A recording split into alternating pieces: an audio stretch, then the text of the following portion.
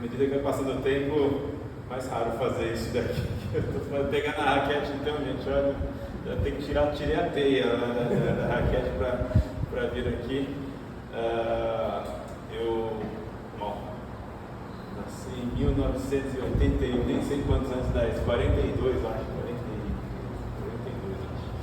E eu joguei dos 9 aos 29 anos, tênis de mesa. Eu vou contar um pouquinho a história, tá dando para ver? Tá.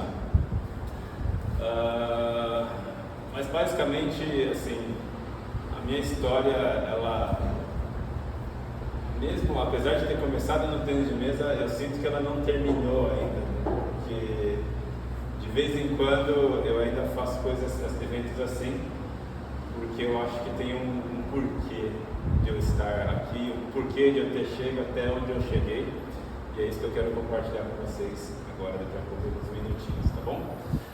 Bom, esse aqui é um slide, gente, que eu tinha preparado para um outro evento que me pediram para o professor João Ricardo. O João Ricardo, ele me chamou para lá da Escola Saúde, fazer uma apresentação para os professores lá da rede pública da ABC. E esse tema eu não gosto, mas é um tema que ele colocou, Mindset de Campeão, né? E está em espanhol também, porque eu tive que preparar para o pessoal de fora, mas esquece, olha lá só em português. Como um campeão pensa e age.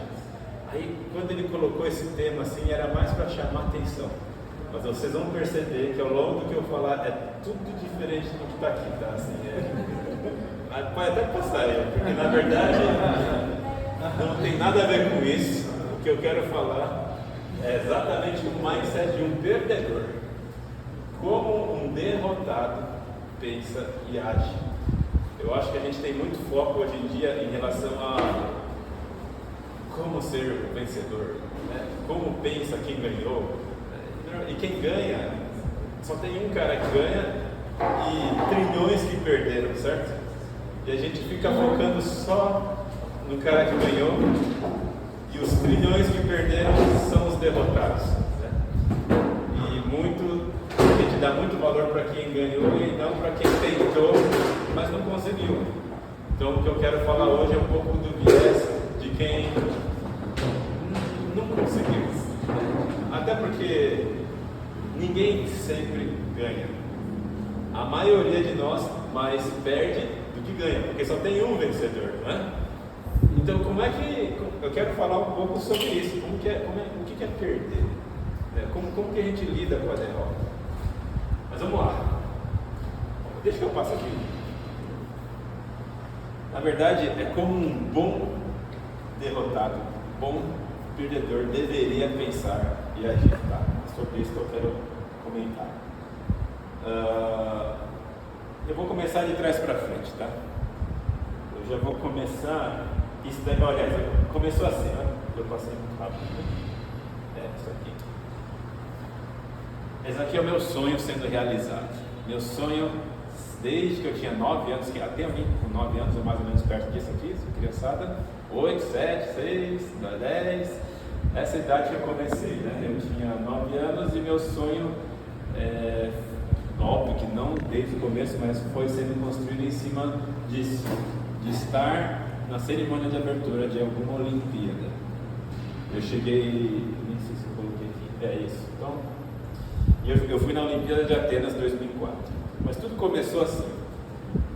Meu negócio, antes dos 9 anos, o que eu gostava mesmo era andar de skate na rua, né? Eu sempre fui de bairro da Saúde, meus avós moravam em São Judas, numa vila, então enquanto eu andava de skate dentro da vila, meus pais deixavam.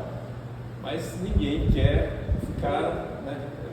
Vai aprendendo, você quer ir para novos lugares. Eu comecei a andar na rua, meus pais começaram, naquela época era tranquilo ficar na rua, hoje é mais difícil, então eu andava na rua. Meus pais começaram a ficar preocupados.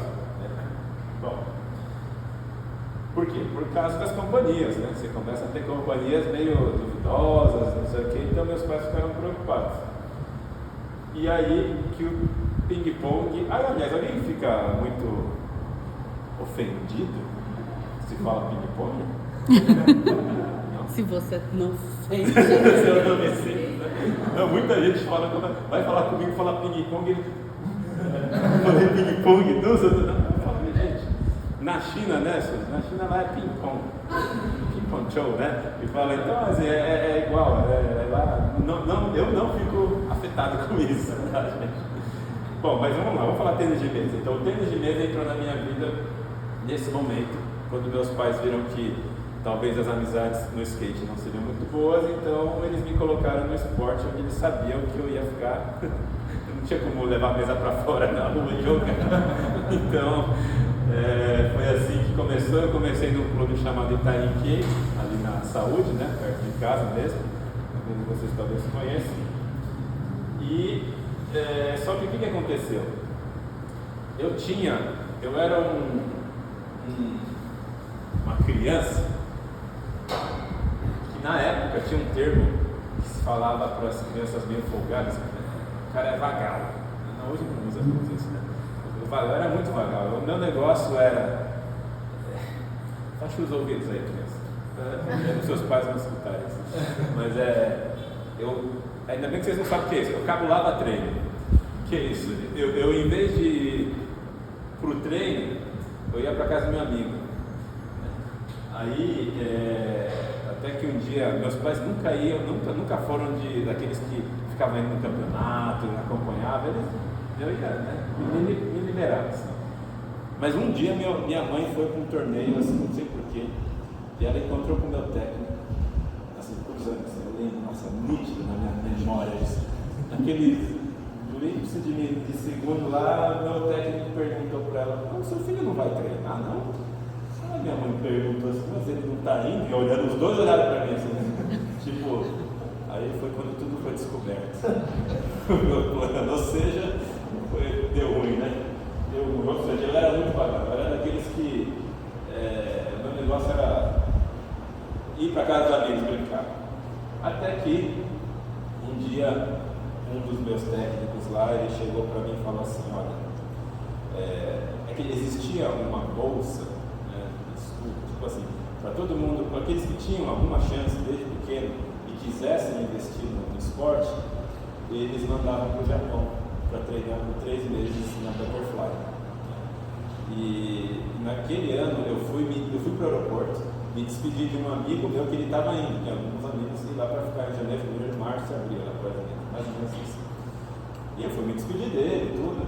E aí esse técnico falou para mim, se você treinar firme durante um ano, mas não falhar nem um dia, você vai ter que correr 40 minutos todo dia.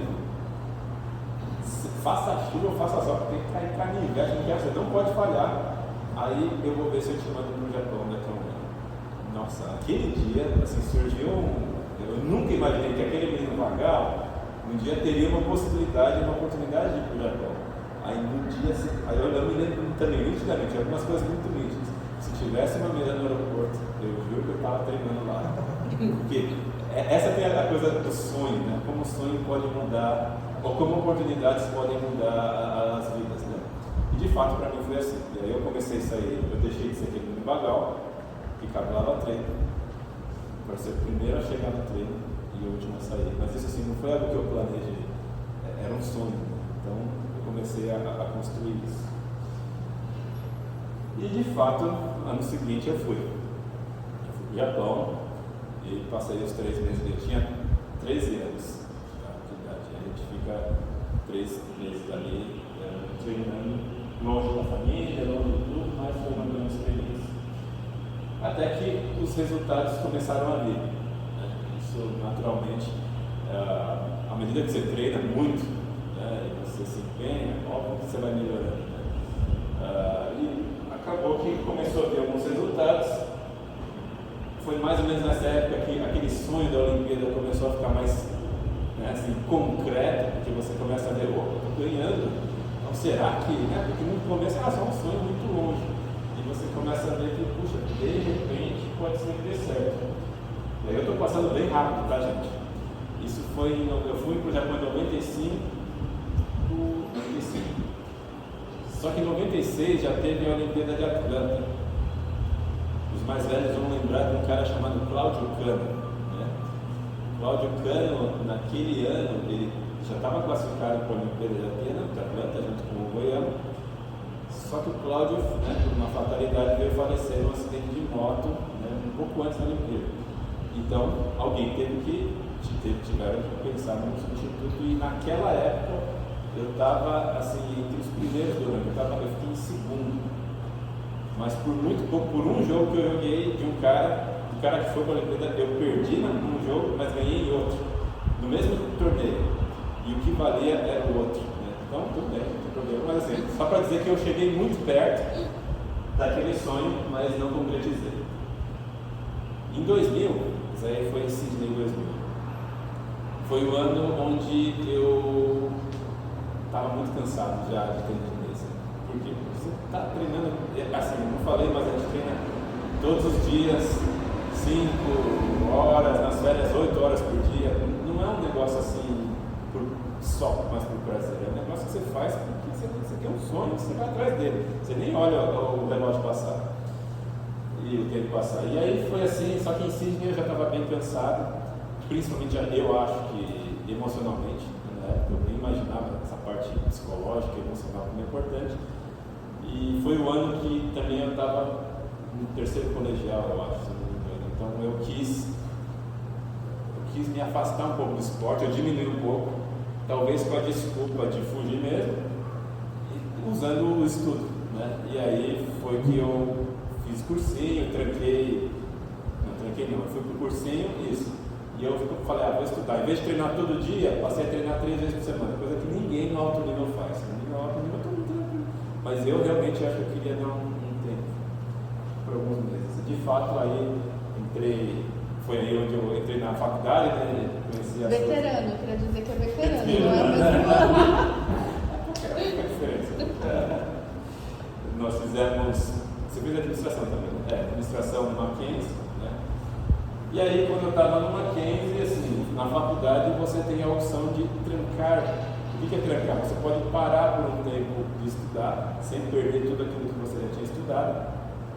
E eu tranquei, por quê? Porque eu falei, eu vou me esforçar ao máximo para tentar a última vez, né, a Olimpíada, né, minha última tentativa. Por quê? Isso aqui. Meu sonho não era nem tanto jogar na Olimpíada. Eu nem queria jogar, sinceramente. Meu sonho era estar numa cerimônia de abertura. Né?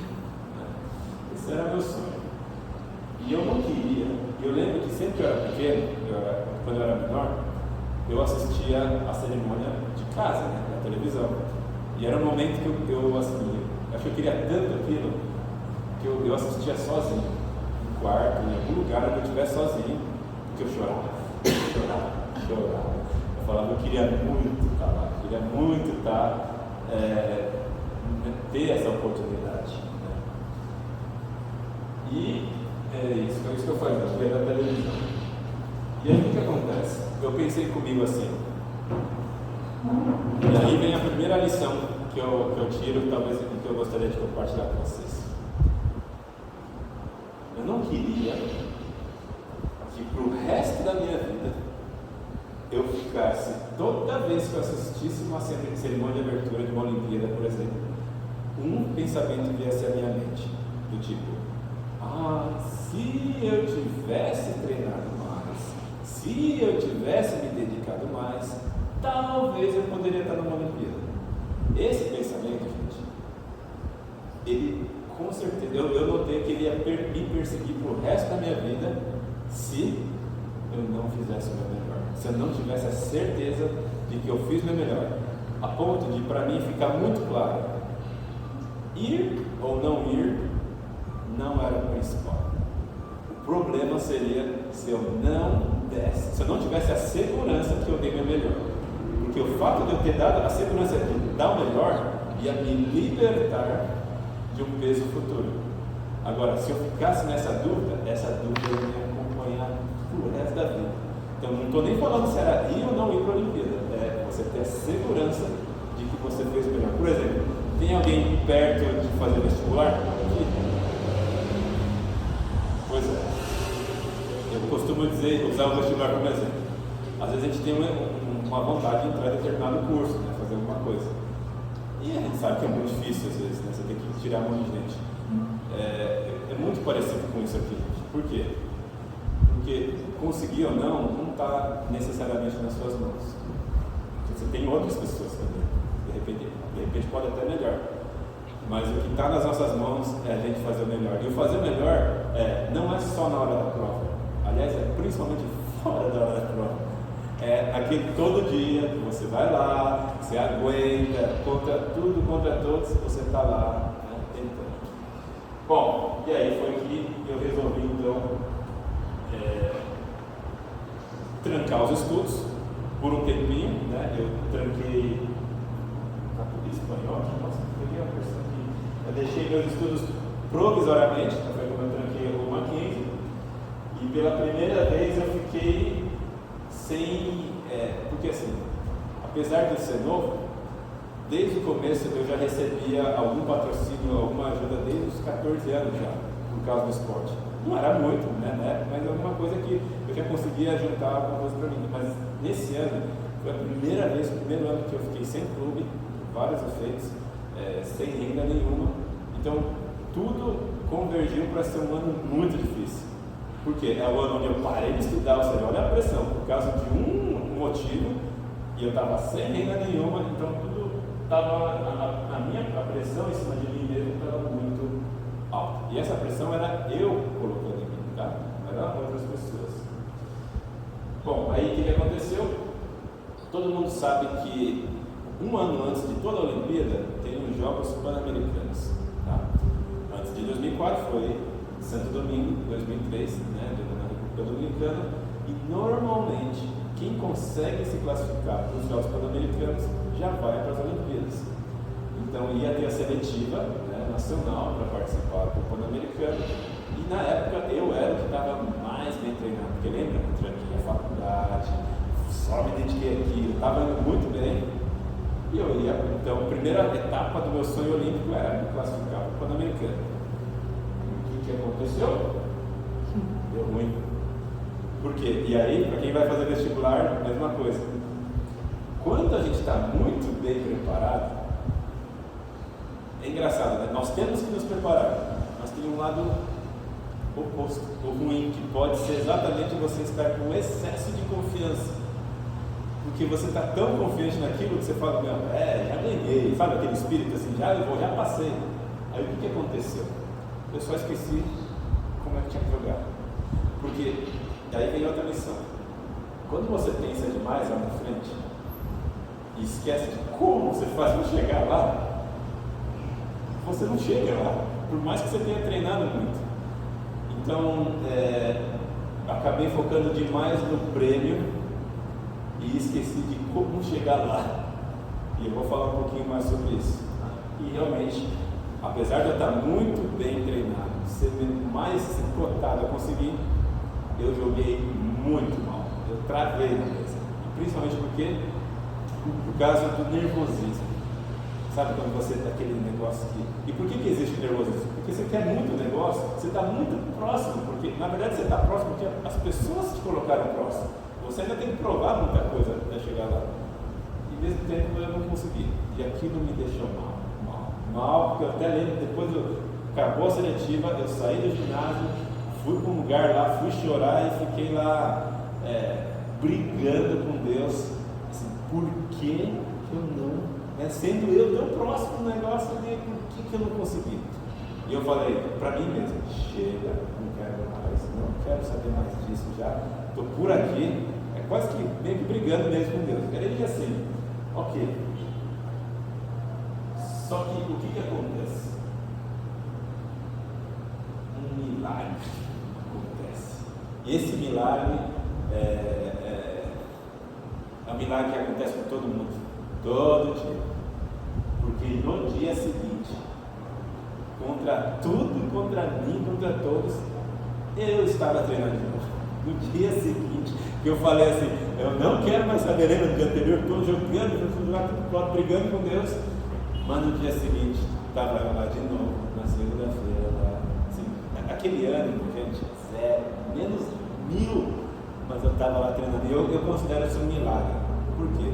Porque se dependesse de mim mesmo, eu não teria, certamente eu não teria tido a força para ir. E aí eu vou falar um pouco sobre isso. Outro milagre são pessoas que aparecem no meio, né, na nossa convivência.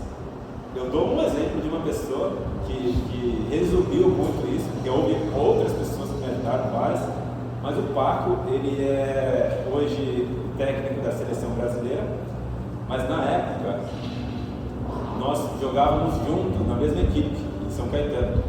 Então ele era meu parceiro de equipe, né? Então ele foi uma pessoa, ele já tinha prometido por ele é um cubano, tá? Mas se naturalizou brasileiro, e ele foi quem me carregou ao longo daquele ano que eu tranquei a faculdade, que eu estava super pressionado. Então ele não me deixou sozinho.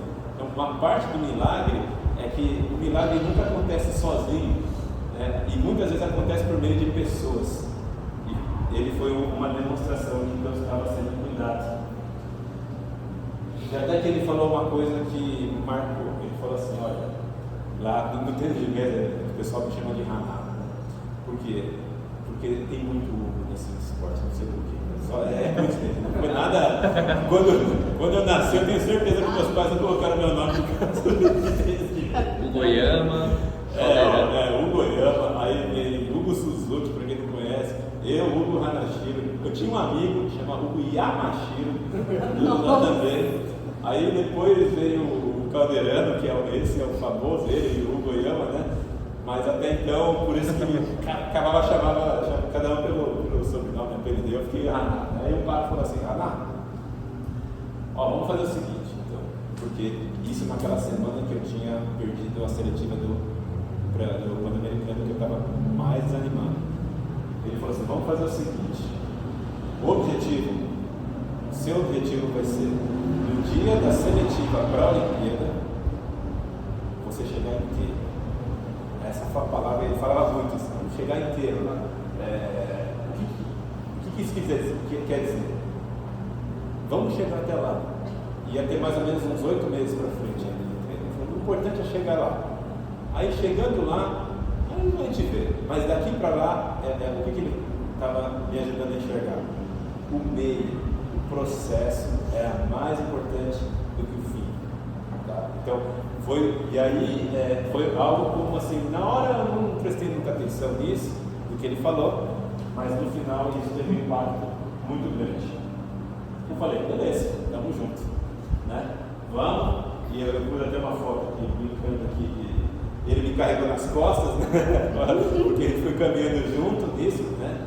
E de fato, o que aconteceu é que no final, cheguei na seletiva do pré-olímpico, e aí assim, foi impressionante.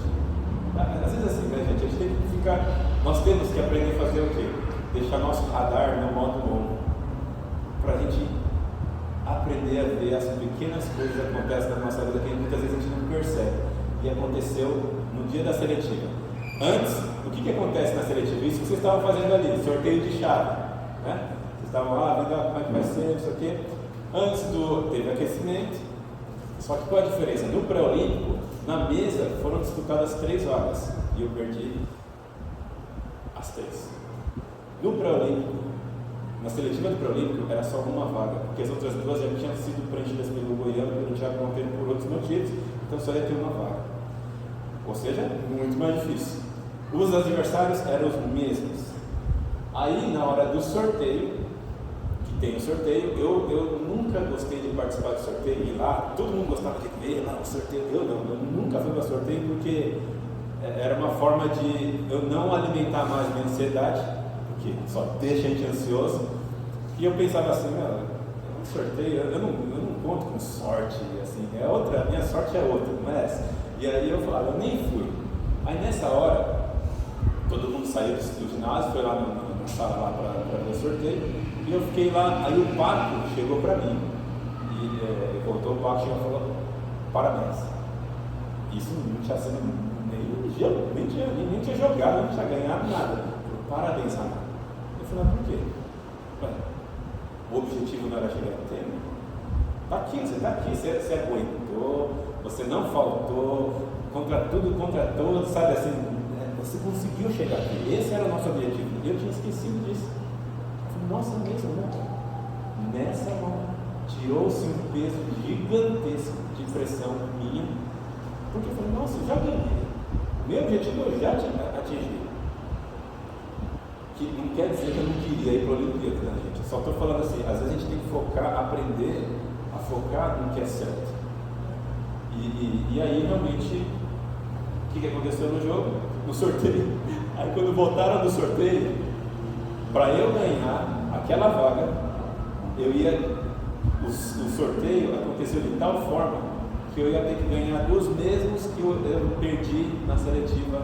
Ou seja, assim, a ordem é a pior possível, é o pior resultado de sorteio que poderia ter acontecido. Mas é engraçado, por conta do que o Pablo tinha me falado alguns minutos antes, quando eu soube, eu não fiquei com medo. Eu falei, eu já fiz, agora é só jogar, joga firme. E aí assim, ganhei, né? Consegui, por muito pouco, inclusive, aí ganhei 3 jogos, chegou na final, eu ia jogar a final contra um outro parceiro de equipe nosso, que é o Hideo Yamamoto, que também é técnico, até pouco era técnico da seleção, um grande amigo meu, o Paco e Hideo, nós somos até padrinhos de casamento um do outro, então a gente ficou muito próximo.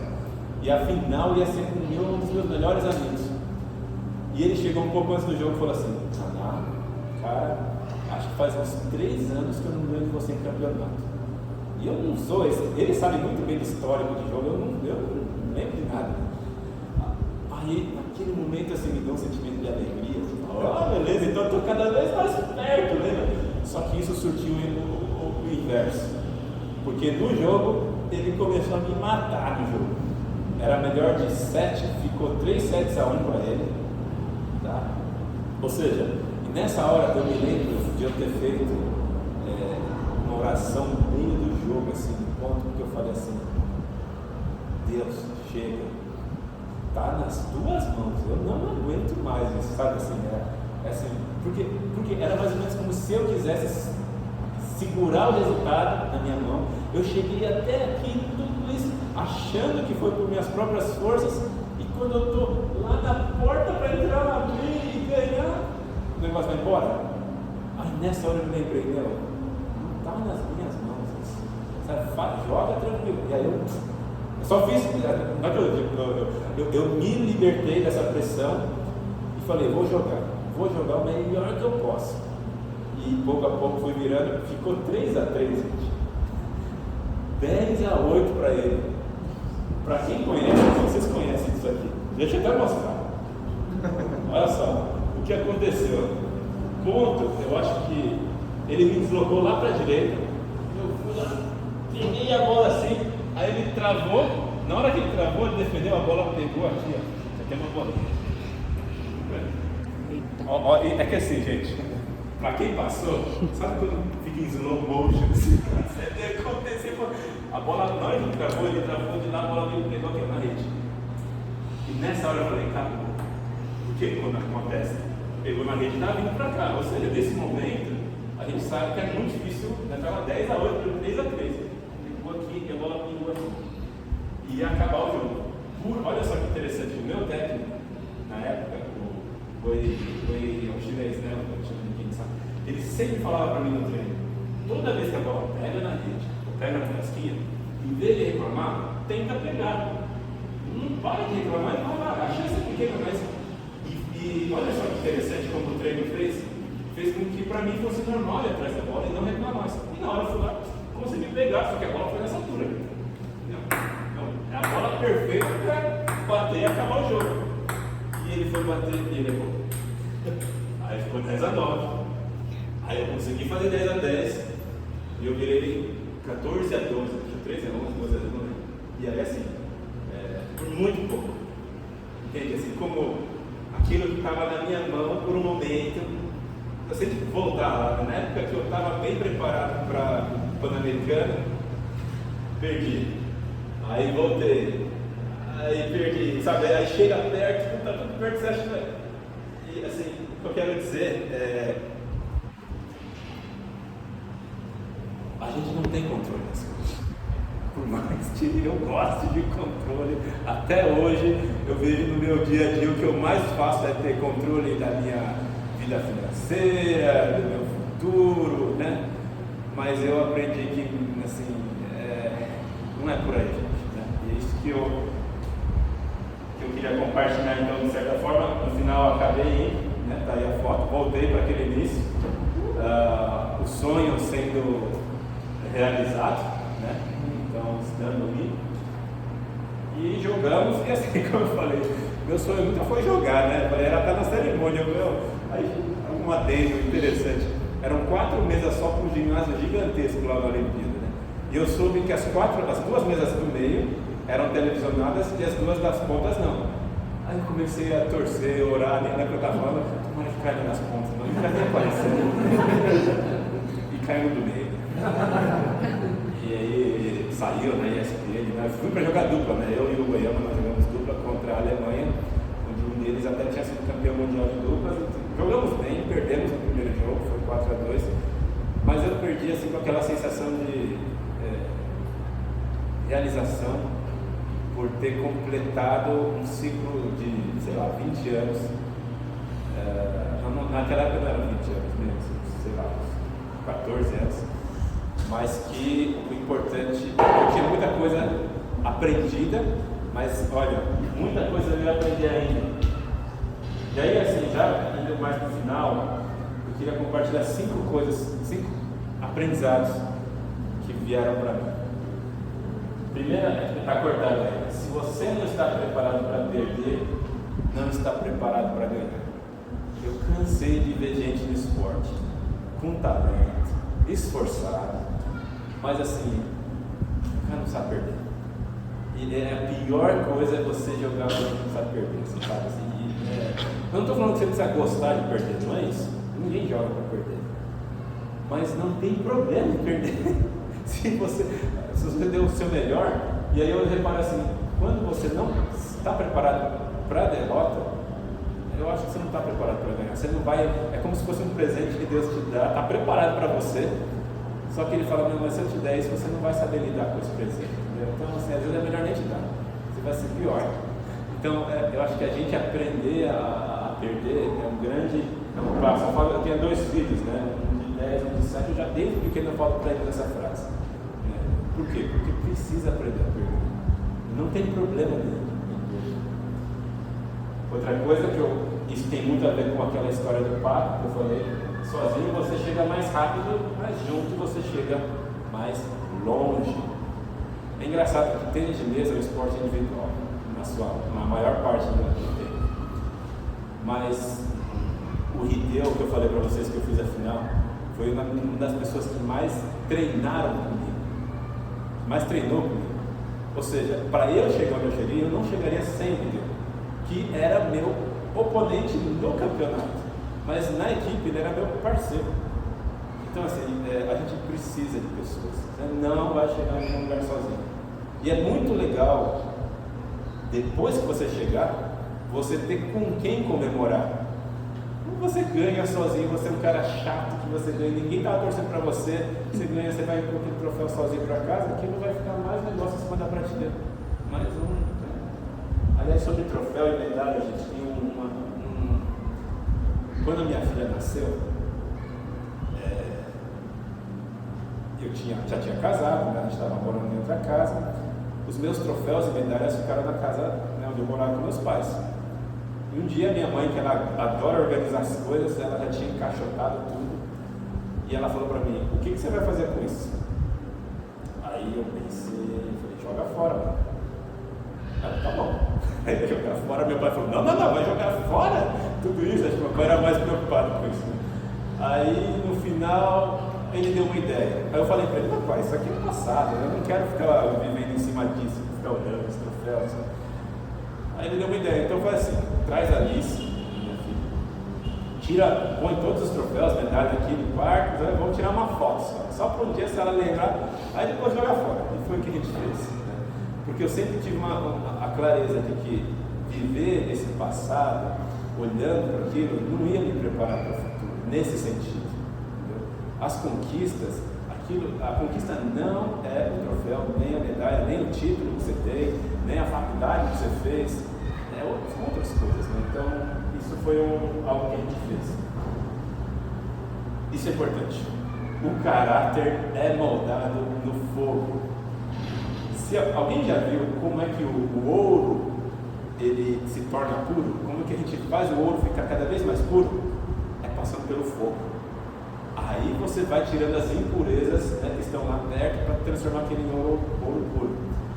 Eu acho que é difícil eu reconhecer isso, mas é óbvio, foi nas dificuldades que o caráter foi sendo trabalhado. Se não tivesse dificuldade, a gente provavelmente ia se achar o melhor do mundo, ia ser assim, muito chato, uma pessoa muito chata. Então foi por meio das dificuldades.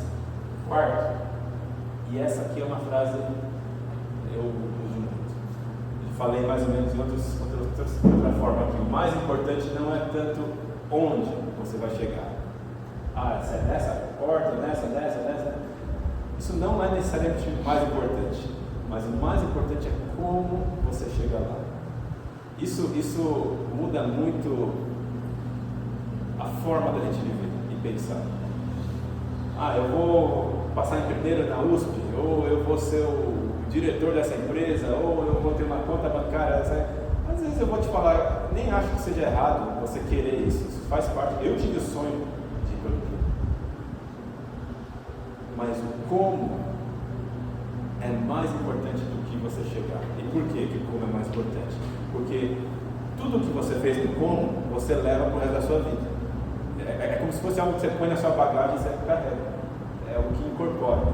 Agora, você ter um troféu, aquilo é um peso só que você põe na sua vida, sabe? O título não é necessariamente aquilo, mas a forma como você chegou é muito mais importante. O mais importante é a motivação pela qual faço o que faço. Porque você pode fazer a melhor coisa do mundo, você pode você ser o cara mais filantrópico do mundo, você pode fazer a coisa mais certa aos olhos das pessoas, mas ainda assim você pode fazer pela motivação errada, que é, por exemplo, se autopromover, você parecer bonzinho para todo mundo, mas a sua motivação interna está totalmente... E aí eu engancho um ponto realmente para finalizar. A minha motivação ao longo desse tempo foi sendo moldada. Não é por acaso que o tênis de mesa aqui está dentro de uma igreja. Meu caminho foi um pouco inverso. Eu me tornei cristão por conta do esporte. Porque foi amigos do tênis de mesa que me levaram para um acampamento onde essa igreja fazia parte do concílio do presbitério, né? Foi nesse momento que eu conheci a Cristo. E foi ali, e foi por meio disso que muito do que vocês estão vendo aqui foi moldado. Muitas das coisas aqui, sim, foi por meio do esporte, mas tinha uma engrenagem trabalhando para que isso acontecesse.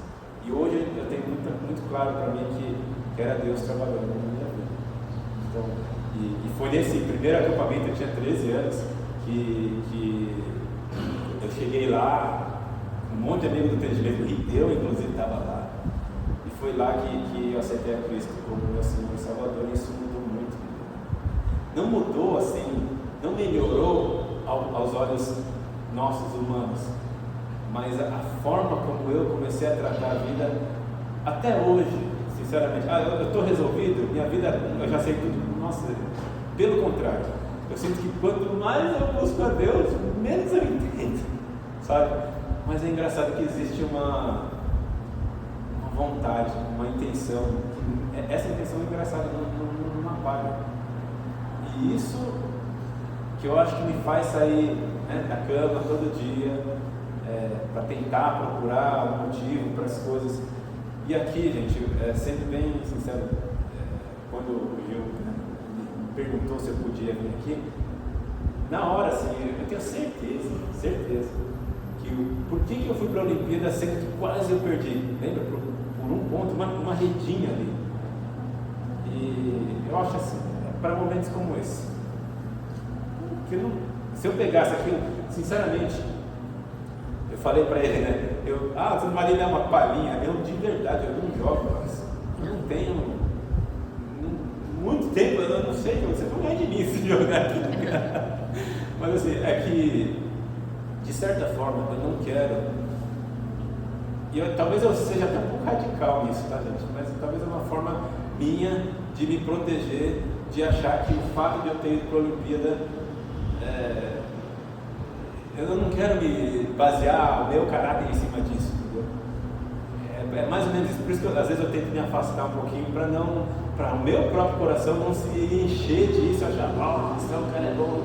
Então eu propositalmente me afastei um pouco, porque eu queria viver outras coisas e ver que eu não sou, a minha identidade não é de atleta olímpico, eu posso ser.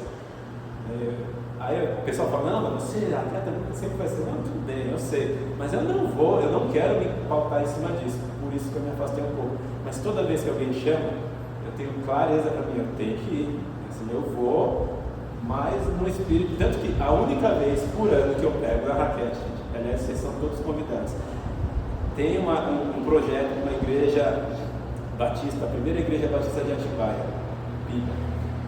Eles ficam, para quem está na Fernão Dias, assim, chegando em Atibaia, do lado direito é uma placa grande de Pipa. Esse pastor, ele me conheceu na época por causa dos Atletas de Cristo, quando eu tinha ido para a Olimpíada. E ele me perguntou, você pode vir aqui? Porque nós temos um trabalho com a comunidade bem simples. E desde então, todo ano, vai fazer quase, 15, 20 anos, todo janeiro ele tem um programa com esportes, e ele separa o tênis de mesa, aí vai, eu vou, né, assim, a gente faz o trabalho um dia lá. Então vocês são super convidados, é aberto para a comunidade, quem quiser ir. Então, por que eu trabalho, por que eu faço isso? Em retribuir, em gratidão ao que Deus me permitiu, não é só isso.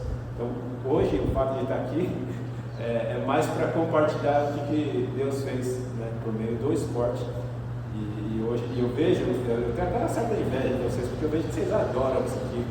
Eu jogar tênis de mesa, ping-pong, eu acho que eu joguei tanto que para mim o que eu mais gosto de esporte hoje é tênis de campo. Eu gosto, porque eu acho que eu nunca pude, uma coisa, eu rompi meu tendão de Aquiles direito um ano depois que eu parei de jogar tênis de mesa. Porque eu fui jogar futebol. Eu sempre quis jogar futebol também, só que não podia. Aí rompi, beleza. Aí agora na pandemia jogando tênis, rompi o esquerdo, o tendão esquerdo. Nossa, como dói. Mas eu acho legal que vocês gostam, eu admiro isso, espero realmente que continuem assim, né?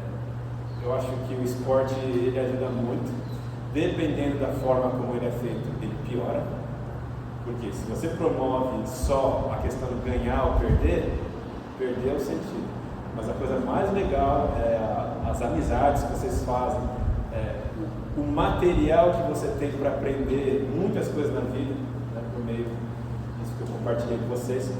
Então, continuem. E uma coisa já para o pessoal daqui que está organizando, Gil, você que, né, a Suzy aqui, se um dia esse ministério acabar, eu não enxergo como uma derrota. São ciclos. De repente, para o tênis de mesa, começa outra coisa, e apoia outra coisa, badminton, louvor, não sei o que importa, assim, mas são várias formas que tem. Mas se hoje eu tenho de mesa, então que façam assim com bastante vontade e alegria. Bom, era isso que eu tinha. Não sei se vocês têm alguma pergunta. Pode falar. Renato, sua história é muito inspiradora. Acho legal você citar sobre o objetivo em mente, que te leva realmente um pouco às leituras. Mas em algum momento você citou da sua conversão, muito tocante sua história. Não sei exatamente em que fase foi isso, né? O projeto deles mesmo, mas eu queria que você falasse um pouco como você priorizava, porque a gente sabe que tanto para a família como para o atleta, o tênis de mesa profissional ele drena muita energia, né? Como você conciliava a sua prioridade, a igreja, Deus, né? qual que é o seu nome?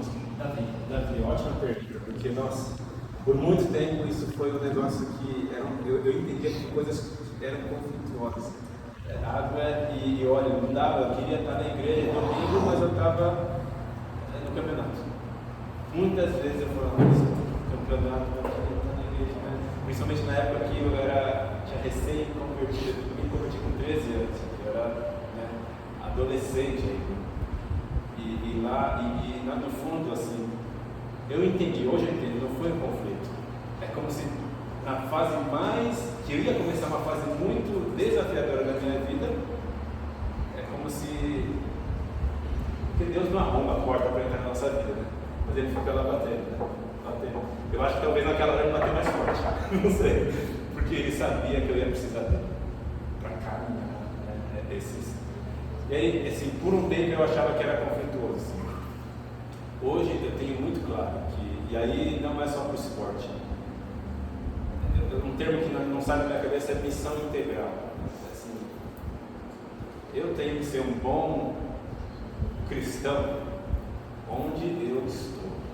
Assim, não preciso sair, não que não deva, não possa, mas se Deus me chamar para ir para Sri Lanka, eu vou, né? Mas se não chamar e eu estiver aqui, eu não quero ficar vivendo com esse remorso. Não. A minha missão vai ser com a minha família, vai ser com as pessoas que estão no meu trabalho. Então isso para mim começou a fazer mais sentido. Então aquilo que talvez na época assim foi um conflito, hoje e na verdade assim, eu não sentia, por algum motivo, eu não sentia um peso talvez da minha igreja falando, ó, você está indo, sei lá, para o campeonato ao invés de ir para a igreja, até porque a minha igreja antiga, Santo Eterno, só tinha ping-pongueiro ali, mesa-tenista, tinha um monte de. Inclusive, quem me levou para a igreja eram pessoas, no caso a Diane Kosaka, a Lilian Kosaka, a Mônica Totti, que é a esposa do Paco hoje, foram elas três que me chamaram para o campeonato. E elas eram da seleção brasileira feminina. Então, elas fizeram um trabalho muito legal em relação a essa parte de educação. Então, assim, por sorte, eu não tive um peso da minha igreja, falando, cadê você todo domingo? Não. Então, eu me senti como se eu estivesse em missão. E isso é legal. Eu acho que para quem está na igreja, assim, hoje eu tenho uma visão, hoje eu faço parte da Igreja Metodista Livre da Saúde. Né? E eu lembro que quando eu me casei, a gente chegou para o pastor e falou assim, pastor e a esposa, em que ministério a gente pode ajudar? E eles sabiamente falaram assim, olha, eu acho que é melhor vocês darem um tempo, não precisa se fixar agora aqui. Por quê? Porque você tem muitos amigos fora da igreja, muitos contatos, muita vivência. Então é como se ele falasse assim, eu estou te enviando em missão, onde você já está. Entendeu? Então para mim foi um negócio, nossa, faz sentido. Então hoje eu tenho uma visão assim, se eu não vou para a igreja no domingo, mas eu estou em missão, nem que seja para ir para uma viagem de família da escola, eu entendo que eu estou como uma extensão da igreja lá. E eu não preciso ficar lá com uma Bíblia debaixo do braço, não é isso que eu estou falando. A gente só precisa ser. Né? Se você for ser cristão, é isso. Não mais que isso. Então, esse conflito hoje está muito mais claro, mas com certeza na época era algo difícil. Obrigado. Alguém mais? Não, o Paco e o Rideu são cristãos. Olha, eu vou falar para vocês, olha assim, essa pergunta interessante. O Paco, sim. O Rideu, a história do Rideu é um pouco diferente e é muito recente. Ele passou por um fato, mas assim, eu juro para vocês, eu faço muita oração por ele desde que eu me converti, sei lá, 30 anos. Mas recentemente, ano passado, ele sofreu um assalto relâmpago. E ele me contou assim que, enquanto ele estava lá no carro, né, os assaltantes estavam lá fazendo uma varredura, ele estava no banco de trás do carro dele olhando para baixo. E os caras ameaçando, não sei o quê. Aí uma hora lá que o cara falou, já não tem mais nada desse cara, pode apagar. Tipo assim, aí ele ficou. Nessa hora, ele disse que olhou para o lado, se virou assim, viu no pescoço do bandido uma cruz, uma tatuagem de cruz, escrito fé. Aquela hora foi a hora que ele falou assim, nada, eu fiz uma oração, sabe assim, pediu.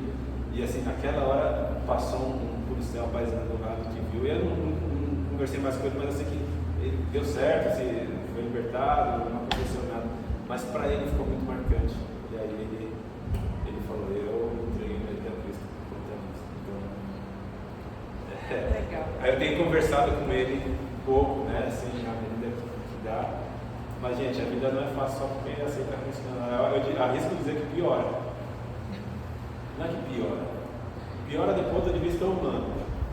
Do ponto de vista eterno, você está salvo, cara. Você está, né? Mas do ponto de vista humano é muito difícil. Porque as dificuldades acontecem e muitas vezes elas continuam lá mesmo. Mas é isso. Vamos jogar, gente?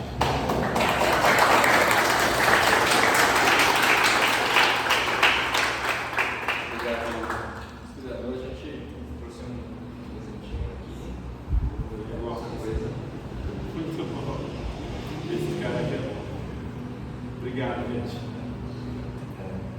Acho que foi muito bom e a gente não está aqui só para jogar, né? A gente está aqui para ser amigos e realmente também, né? Aprender um pouco mais do que Deus tem para nossa ligada à cruz que você tem. E isso aí, pessoal.